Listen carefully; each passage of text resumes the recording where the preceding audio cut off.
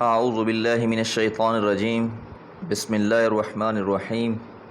یا ایہا الذین آمنوا لیبلونکم اللہ بشیء من الصید تنالہ ایدیکم ورماحکم لیعلم اللہ من یخافہ بالغیب فمن اعتدى بعد ذلك فلہ عذاب علیم۔ سورۃ المائدہ آیت نمبر 94۔ یا ایھا الذین آمنوا، اے لوگو جو ایمان لائے ہو، لیبلونکم اللہ، یقیناً اللہ تعالیٰ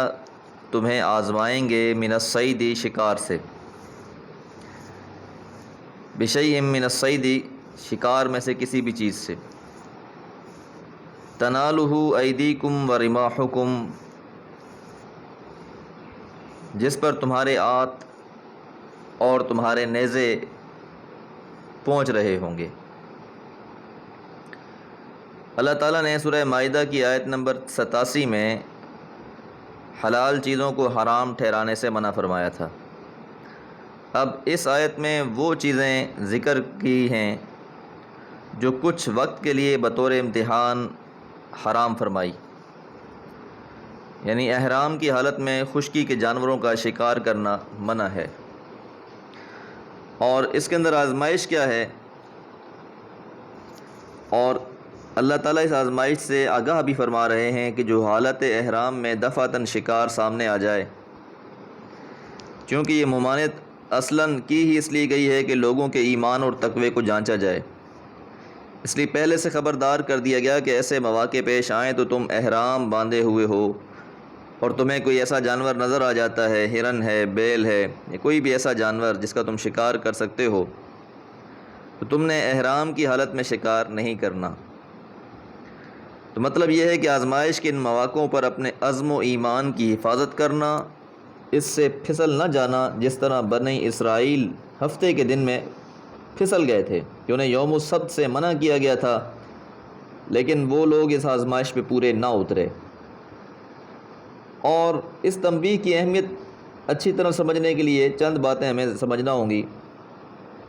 ایک تو یہ کہ شکار بجائے خود بڑی رغبت کی چیز ہے،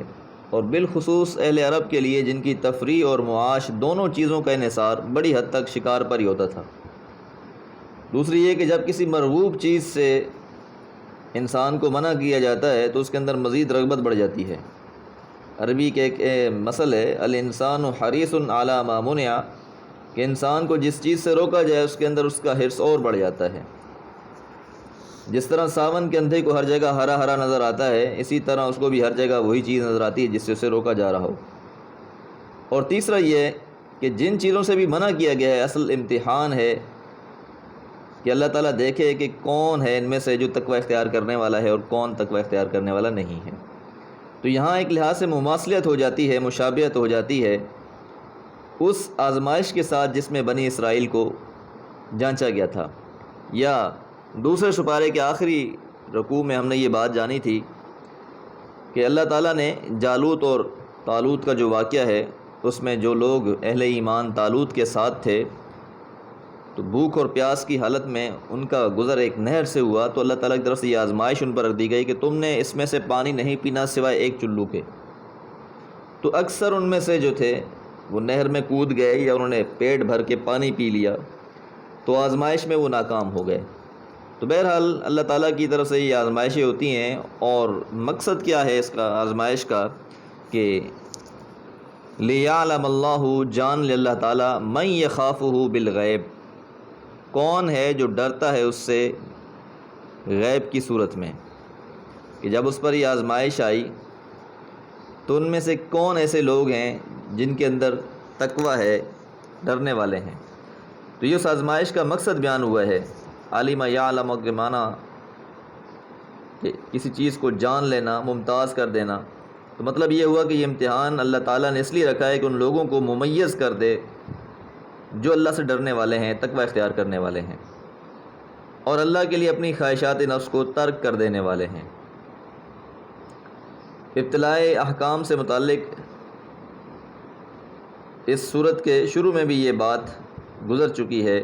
کہ اصل مقصد انسان کا یہی ہوتا ہے کہ جانچ لیا جائے کہ ان میں سے کون کھرا ہے کون کھوٹا ہے، اور اللہ کی طرف سے بہت سی ایسی کسوٹیاں انسانوں میں مقرر کر دی جاتی ہیں۔ فمن اعتدى بعد ذلك، بس جس نے بھی زیادتی کی بعد ذالک، اس کے باوجود بھی، فلہ، پس اس کے لیے عذاب علیم، دردناک عذاب ہوگا۔ کہ جب تک یہ اللہ تعالیٰ کی طرف سے احکامات نہیں آئے تھے تو حرج نہیں تھا، لیکن اب جب احرام کی حالت میں خشکی کے جانوروں کا شکار منع کر دیا گیا ہے تو اب یہ تنبیہ ہے خاص طور پر کہ اب اس کے بعد تم نے شکار نہیں کرنا، اور جو شکار اگر کر لیتا ہے اس کیفیت میں بھی تو اس کے لیے کیا احکامات ہیں، وہ آیت نمبر 95 میں آگے تفصیل سے اللہ تعالیٰ نے بیان کر دی ہیں۔ اللہ تعالیٰ سے دعا ہے اللہ تعالیٰ ہم سب کو آزمائشوں سے محفوظ رکھے، اور اگر کوئی آزمائش آتی ہے تو اللہ تعالیٰ اپنے فضل و کرم سے ہمیں اس میں کامیاب فرمائے۔ وما علیہ الا البلاغ۔